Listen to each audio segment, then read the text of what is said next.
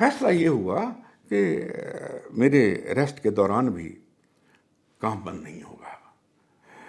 अब क्या हुआ, इन लोगों ने जहाँ जहाँ जाना होता था हरियाणा में, मैं फ़ोन कर देता था और ये लोग जाते थे। ये टीम बनाकर झज्जर, बहादुरगढ़, नूह, फिरोजपुर, झिरका, तावड़ू, ये सब जगह ये लोग गए और ये आदमी इम्प्रेशन बनाने में कामयाब हो गया।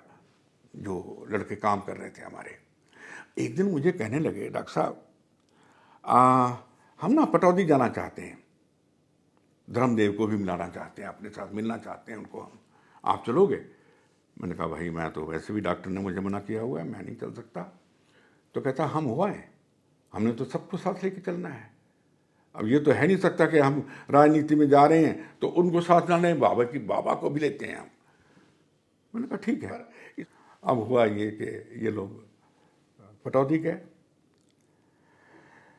मैं नहीं जानता कि संत ने इन्हें क्या कहा, क्या पट्टी पढ़ाई। इन्होंने आते ही पटौदी से वापस गुड़गांव आते ही मुझे व्हाट्सएप ग्रुप से निकाल दिया।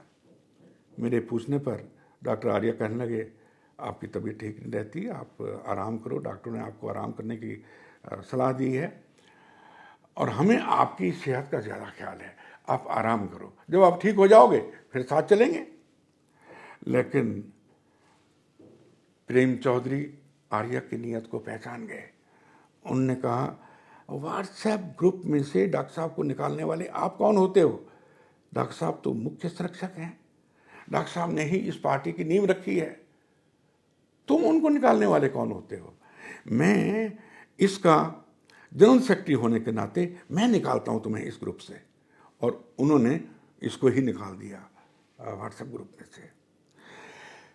व्हाट्सएप ग्रुप की इस खींचतान ने मन इतना खट्टा कर दिया कि अभी काम शुरू हुआ नहीं, कुछ चलने लगा था, लोगों ने इंटरेस्ट लेना शुरू किया था, लगा था कि हम कुछ करेंगे समाज के लिए, लेकिन वो होता दिखाई नहीं दिया। मन खट्टा हो गया और मैं चुपचाप घर बैठ गया। इसके 5-7 महीने के बाद पार्टी का काम तो रुक गया। खैर, इसके 5-7 महीने के बाद एक दिन प्रेम चौधरी का फोन आया कि डॉक्टर साहब क्या आपको पता है कि भारतीय पंचायत पार्टी का रजिस्ट्रेशन हो रहा है? मैंने कहा कौन करा रहा है? हम तो करा नहीं रहे, आप करा रहे हो? कहने लगे नहीं नहीं नहीं। मैंने कहा क्या मतलब? कहता ये डॉक्टर आर्य ने कराई होगी, मैंने आरटीआई डाल दी है इलेक्शन कमीशन में, कुछ दिनों में उसका जवाब आ जाएगा, पर मेरा शक उसी के ऊपर है। खैर जी, उसका शक सही निकला और वकील होने के नाते वो गुस्से में इतना भर गया, कहने लगा इतना धोखेबाज आदमी, इसने डाका डाला है हमारी सारी मेहनत पर, भ्रूण हत्या की है इसने। और उसने ऐसा बना के लिखा वकील होने के नाते इलेक्शन कमीशन को कि उन्होंने इतने क्वेश्चंस के आंसर डॉक्टर आर्य दे नहीं पाए जो उसने डाले। हुआ क्या अंजाम, इलेक्शन कमीशन ने भारतीय पंचायत पार्टी का रिजेक्शन लेटर इशू कर दिया और वो जो है चौधरी प्रेम चौधरी के पास आ गया कि इस पार्टी को रिजेक्ट कर दिया गया है। अब हैरान हो गए। फिर कुछ दिनों के बाद वही भटके हुए लड़के जो डॉक्टर आर्य के कहने में आ गए थे, वो मेरे पास फिर पहुंचे।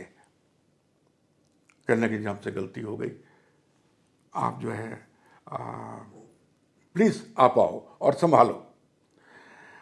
मैंने कहा भी देखो ऐसे है, एक बार अगर तुम्हारी, पता नहीं मेरी सिक्स सेंस ने कहा, मैंने कहा तुम्हारी इच्छा है काम करने की तो मैं ऐसे करता हूँ, एक बार मीटिंग बुला लेते हैं। मैंने मीटिंग बुलाई। ये अनिल गिरधर जो जनरल सेक्रेटरी बना हुआ था उनकी तरफ से इलेक्शन कमीशन में जिसने लिख के दिया था, उसके घर 38 सेक्टर में बैठक बुलाई। वहाँ सब जितने सीनियर मेंबर थे हमारी पार्टी के 8-10, वो सब इकट्ठे हुए। प्रेम चौधरी भी आए। प्रेम चौधरी ने कहा कि अगर वाकई तुम्हें पछतावा है तुम लोग लिख के दो। और उन्होंने लिखत में, ये हैं जो मैं दिखा रहा हूँ आपको, ये लिखे हुए सारे के सारे जो है ना, ये उन्हीं की तरफ से हैं। उन्होंने लिखत में माफ़ी मांगी कि हम लोगों से हमें बहकाया गया, मूर्ख बनाया गया और हम अपनी गलती की माफ़ी मांगते हैं और आप जैसा आप कहें वैसा करने के लिए तैयार हैं। ये बहुत बड़ी बात थी। अक्सर लोग अपनी गलती को मानते भी हैं, जानते भी हैं, लेकिन लिख के देने के लिए कोई तैयार नहीं होता।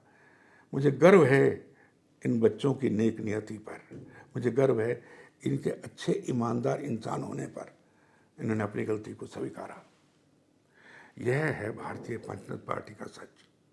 अब आप बताएं कि इसमें गुनाहगार कौन है? जो अपने घर को बचाना चाहता है कब्जाने से, या वो जिसको कब्जाना चाहता है? निर्णय आप पर है। नमस्कार।